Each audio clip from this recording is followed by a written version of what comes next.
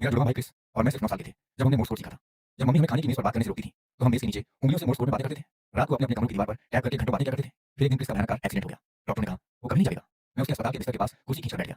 उसका हाथ पकड़ा और मोर्स कोड में टैप किया। क्या तुम वहाँ हो? कोई जवाब नहीं आया। लेकिन अगले दिन मैं फिर आया और दोबारा टैप किया। हर दिन जाने से पहले मैं एक ही बात कहता था, कल मिलते हैं क्रिस। एक हफ्ते बाद अचानक उसकी उंगलियां मेरी हथेली पर लीं। मैं लगभग खुशी से गिर पड़ा। मैं दौड़कर नर्स को बुलाने गया। उसने मुश्किल से उसकी तरफ देखा और बोली, ये सिर्फ रिफ्लेक्स है, इसका कोई मतलब नहीं है। अगले दिन मैं एक नोटबुक लेकर आया और उसकी हर हरकत को लिखना शुरू कर दिया। 4 महीने बीत गए। एक दिन माँ ने मुझे नोटबुक में लिख के देखा और बोली, तुम ये कब तक करते रहोगे? वो कभी जवाब नहीं देगा। तुम एक लाश से बात कर रहे हो? पापा ने कुछ महीनों तक और इंतजार किया। फिर एक दिन मुझे अस्पताल के गलियारे में ले जाकर बोले, हमें तुम्हारे भाई के अंग दान करने के बारे में बात करनी चाहिए। मैंने कहा, लेकिन उसके हाथ हर बार हिलते हैं जब मैं उन्हें पकड़ता हूँ। पापा बोले, नर्सों ने कहा है कि ये सिर्फ रिफ्लेक्स है, झूठी उम्मीदें मत पालो। मैंने जवाब दिया, मुझे परवाह नहीं कि नर्सें क्या कहती हैं, मैं अपने भाई के अंग दान नहीं होने दूंगा। लेकिन एक हफ्ते बाद मेरे माता पिता ने फैसला कर लिया कि क्रिस को एक लंबी देखभाल वाली सुविधा में भेज दिया जाए, जहाँ वो धीरे धीरे मर जाए। कागजों पर हस्ताक्षर करने के लिए मीटिंग भी तय हो गई। मीटिंग से एक दिन पहले मैं हमेशा की तरह उसके पास बैठा और उसकी हथेली पर मोर्स कोड में टैप किया। लेकिन इस बार कुछ वापस टैप हुआ, छोटा छोटा छोटा, लंबा लंबा लंबा, छोटा छोटा छोटा, एसओएस। मैंने उसका हाथ कसकर पकड़ा, क्रिस अगर ये तुम हो तो एक बार हाथ दबाओ।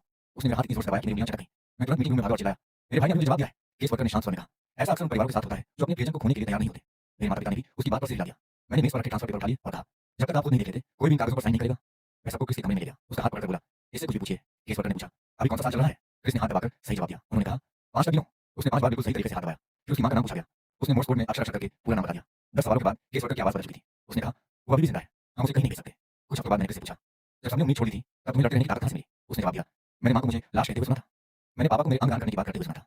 मैंने सबको जाते हुए सुना, सिवाय तुम्हारे। मैंने पूछा, क्यों? कुछ पल बाद उसने जवाब दिया, क्योंकि मैं भी तुम्हें फिर से देखना चाहता था।